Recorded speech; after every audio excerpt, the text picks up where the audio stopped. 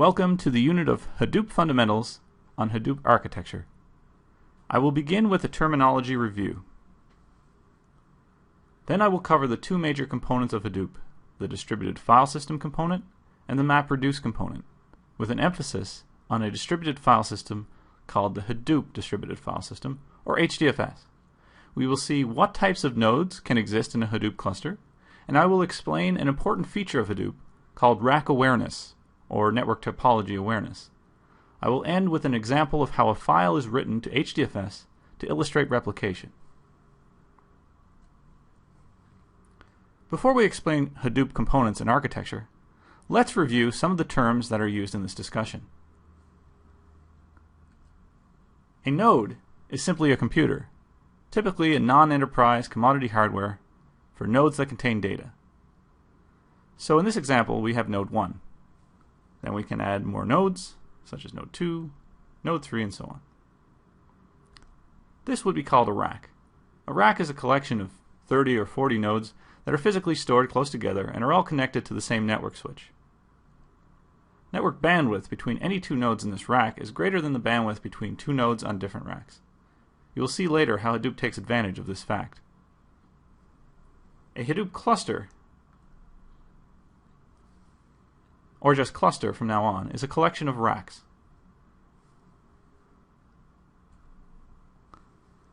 Let us now examine Hadoop's architecture. Hadoop has two major components: the distributed file system component, the main example of which is the Hadoop distributed file system, though other file systems are supported, and the MapReduce component, which is a framework for performing calculations on the data in a distributed file system. This unit will cover the Hadoop distributed file system, and MapReduce will be covered separately. We will now examine the most important distributed file system in Hadoop, HDFS. HDFS runs on top of the existing file systems on each node in a Hadoop cluster. It is designed for very specific data access patterns. Hadoop works best with very large files. The larger the file, the less time Hadoop spends seeking for the next data location on disk, and the more time Hadoop runs at the limit of the bandwidth of your disks. Seeks are generally expensive operations that are useful when you only need to analyze a small subset of your data set. Since Hadoop is designed to run over your entire data set, it is best to minimize seeks by using large files. Hadoop is designed for streaming or sequential data access rather than random access. Sequential data access means fewer seeks, since Hadoop only seeks to the beginning of each block and begins reading sequentially from there. Hadoop uses blocks to store a file or parts of a file. This is shown in the figure. Let us now examine file blocks in more detail. First of all, blocks are large. They default to 64 megabytes each, and most systems run with block sizes of 128 megabytes or larger. A Hadoop block is a file in the underlying file system. Since the underlying file system stores files as blocks, one Hadoop block may consist of many blocks in the underlying file system, as shown in the figure. Blocks have several advantages. First, they are fixed in size. This makes it easy to calculate how many fit on a disk. Second, by being made up of blocks that can be spread over multiple nodes, a file can be larger than any single disk in the cluster. HDFS blocks also don't waste space. If a file is not an even multiple of the block size, the block containing the remainder does not occupy the space of an entire block.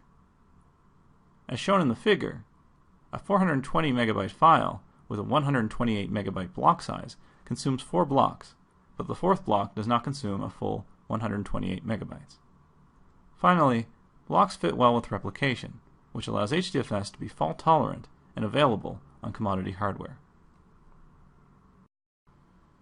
As shown in the figure, each block is replicated to multiple nodes.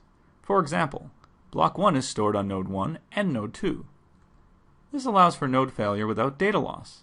If node 1 crashes, node 2 still runs and has block 1's data. In this example, we are only replicating data across 2 nodes, but you can set replication to be across many more nodes by changing Hadoop's configuration or even setting the replication factor for each individual file. The second major component of Hadoop, described in detail in another lecture, is the MapReduce component. HDFS was based on a paper Google published about their Google file system. Hadoop's MapReduce is inspired by a paper Google published on their MapReduce technology. A MapReduce program consists of two types of transformations that can be applied to data any number of times: a map transformation and a reduce transformation. A MapReduce job is an executing MapReduce program that is divided into map tasks that run in parallel with each other and reduce tasks that run in parallel with each other as well. Let us examine the main types of nodes in Hadoop. They are classified as HDFS or MapReduce nodes. For HDFS nodes, we have the name node and the data nodes. For MapReduce nodes, we have the job tracker and the task tracker nodes. Each of these is discussed in more detail later in this presentation. There are other HDFS nodes, such as the secondary name node, checkpoint node, backup node, that are not discussed in this course. This diagram shows some of the communication paths between the different types of nodes on the system. A client is shown as communicating with the job tracker. It can also communicate with the name node and with any data node. There is only one name node in the cluster. While the data that makes up a file is stored in blocks at the data nodes, the metadata for a file is stored at the name node. The name node is also responsible for the file system namespace. To compensate for the fact that there is only one name node, one should configure the name node to write a copy of its state information to multiple locations, such as a local disk and an NFS mount. If there is one node in the cluster to spend money on the best enterprise hardware for maximum reliability, it is the name node. The name node should also have as much RAM as possible because it keeps the entire file system metadata in memory. A typical HDFS cluster has many data nodes. They store the blocks of data, and when a client requests a file, it finds out from the name node which data nodes store the blocks that make up that file, and the client directly reads the blocks from the individual data nodes. Each data node also reports to the name node periodically with the list of blocks it stores. Data nodes do not require expensive enterprise hardware or replication at the hardware layer. The data nodes are designed to run on commodity hardware, and replication is provided at the software layer. A job tracker node manages MapReduce jobs. There is only one of these in the cluster. It receives jobs submitted by clients. It schedules the map tasks and reduce tasks on the appropriate task trackers in a rack-aware manner and monitors for any failing tasks that need to be rescheduled on a different task tracker. To achieve the parallelism for your map and reduce tasks, there are many task trackers in a Hadoop cluster. Each task tracker spawns Java virtual machines to run your map and reduce task. Hadoop has awareness of the topology of the network. This allows it to optimize where it sends the computations to be applied to the data. Placing the work as close as possible to the data it operates on maximizes the bandwidth available for reading the data. In the diagram, the data we wish to apply processing to is block B1, the light blue rectangle on node N1 on rack 1. When deciding which task tracker should receive a map task that reads data from B1, the best option is to choose the task tracker that runs on the same node as the data. If we can't place the computation on the same node, our next best option is to place it on a node in the same rack as the data. The worst case that Hadoop currently supports is when the computation must be done from a node in a different rack than the data. When rack awareness is configured for your cluster, Hadoop will always try to run the task on the task tracker node with the highest bandwidth access to the data. Let us walk through an example of how a file gets written to HDFS. First, the client submits a create request to the name node. The name node checks that the file does not already exist, and the client has permission to write the file. If that succeeds, the name node determines the data node to write the first block to. If the client is running on a data node, it will try to place it there. Otherwise, it chooses the data node at random. By default, data is replicated to two other places in the cluster. A pipeline is built between the three data nodes that make up the pipeline. The second data node is randomly chosen node on a rack other than that of the first replica of the block. This is to increase redundancy. The final replica is placed on a random node within the same rack as the second replica. The data is piped from a second data node to the third. To ensure that the write was successful before continuing, acknowledgement packets are sent back from the third data node to the second, from the second data node to the first, from the first data node to the client. This process occurs for each of the blocks that make up the file. In this case, the second and the third block. Notice that for every block there is a replica on at least 2 racks. When the client is done writing to the data node pipeline and has received acknowledgments, it tells the name node that it is complete. The name node will check that the blocks are at least minimally replicated before responding. Interface and commands specific to HDFS. Other commands should be familiar to anyone with Unix experience and will not be covered. I will follow the presentation of most commands with an example run on an IBM Big Insights installation of the Hadoop technology stack. The HDFS can be manipulated through a Java API or through a command line interface.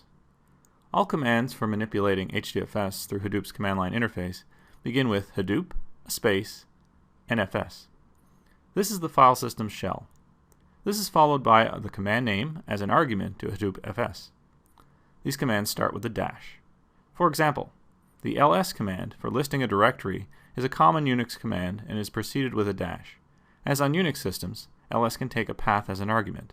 In this example, the path is the current directory, represented by a single dot. Let's begin looking at these HDFS commands by starting up Hadoop. We'll run the start sh script to bring up each of the Hadoop nodes. First the name node, the secondary name node, a data node, the job tracker, and the task tracker. Now we'll run the -ls command to give us the current directory. As we saw for the ls command, the file system shell commands can take paths as arguments. These paths can be expressed in the form of Uniform Resource Identifiers, or URIs. The URI format consists of a scheme, an authority, and a path. There are multiple schemes supported. The local file system has a scheme of file. HDFS has a scheme called HDFS. For example, let us say you wish to copy a file called myfile.txt from your local file system to an HDFS file system on the local host. You can do this by issuing the command shown. The copy from local command takes a URI for the source and a URI for the destination. The scheme and the authority do not always need to be specified. Instead, you may rely on their default values. These defaults can be overridden by specifying them in a file named core-site.xml in the conf directory of your Hadoop installation. Now let's examine the copy from local command. We will copy a file named myfile.txt to the HDFS.